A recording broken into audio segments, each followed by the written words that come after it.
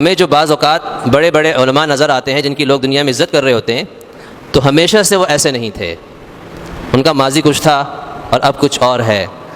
بعض لوگ حسد کی وجہ سے یا کسی اور وجہ سے ایسے علماء کی برائی بھی کرتے ہیں، دیکھو اتنی بڑی گاڑی میں گھوم رہے ہیں یا اتنا ان کو پروٹوکول مل رہا ہے، لیکن ہمیشہ سے ان کو اتنا بڑا پروٹوکول نہیں ملا ہے، یاد رکھیں اس کے پیچھے ان کی بڑی بڑی قربانی ہے۔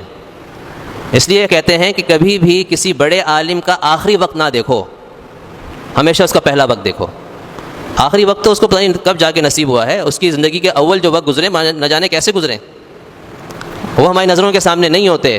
آج بھی ایسے بہت سے بچے ہوں گے جو بظاہر ہمارے سامنے ان کی کوئی حیثیت نہیں ہوگی، کوئی مقام نہیں ہے، کھیلتے کودتے نظر آئیں گے، پڑھتے نظر آئیں گے، لیکن ایک وقت آئے گا کہ ان کو دنیا جانے گی۔ ہو سکتا ہے ہمارے محلے میں ایسے بچے ہوں، تو اس لیے کسی کا کچھ نہیں پتا ہوتا ہے کہ مستقبل میں وہ کیسا بنے گا۔ تو آج جو مستقبل میں جن کا مستقبل بڑا تابناک ہے، تو ہر ایک کا ماضی تابناک نہیں تھا۔ مثال کے طور پہ آج حضرت مولانا طارق جمیل صاحب کا کتنا نام ہے، پاکستان کا ہر شخص جانتا ہے، تو کیا وہ ہمیشہ سے ایسے ہی تھے؟ ہمیشہ ہی ان کے ایسے ہی پروٹوکول ہوتا تھا اور ایسے ہی ان کی آوبھگت ہوتی تھی اور ایسے ہی ان کی لوگ عزت کیا کرتے تھے؟ ایسا نہیں ہے۔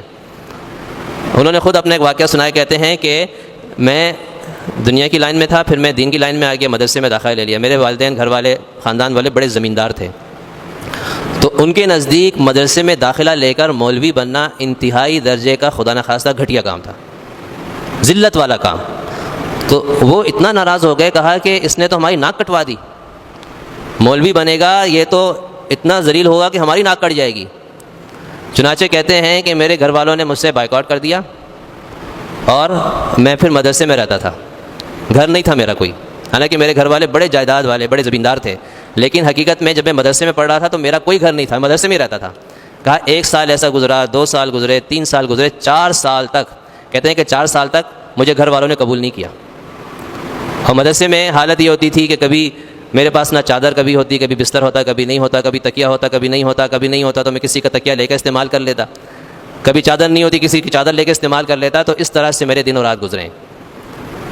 تو اب کوئی سوچ سکتا تھا کہ وہ بچہ جو اتنی قسم پرسی کے اندر مدرسے کے اندر پڑھ رہا ہے، جس کے پاس اپنا ذاتی تکیہ بھی بسا اوقات نہیں ہوتا، کھانے کے لیے نہیں، جو مدرسے سے کھانا مل گیا وہ کھا لیا، تو اللہ تعالیٰ اس کو اتنی دنیا گھما دے گا اور اتنی عزت دے گا کہ ہر کوئی اس کے نام سے واقف ہو جائے گا۔ وہ سوچ سکتا تھا اس وقت؟ نہیں نا۔ تو یہی ہوتا ہے بڑوں کے ساتھ۔ تو ہر بڑے کے پیچھے آپ جائیں گے نا ماضی میں، آپ کو اسی قسم کی قربانیاں نظر آئیں گی۔ تو یہ قربانیوں کا صلہ ہوتا ہے، اللہ تعالیٰ بسا اوقات مستقبل میں دیتا ہے۔ تو جس سے اللہ تعالیٰ ماضی میں جتنی بڑی قربانیاں لیتا ہے اور یا اس کے اندر بڑی صلاحیتیں ہوتی ہیں، تو اللہ تعالیٰ مستقبل میں اس کو اتنی عزت دیتا ہے۔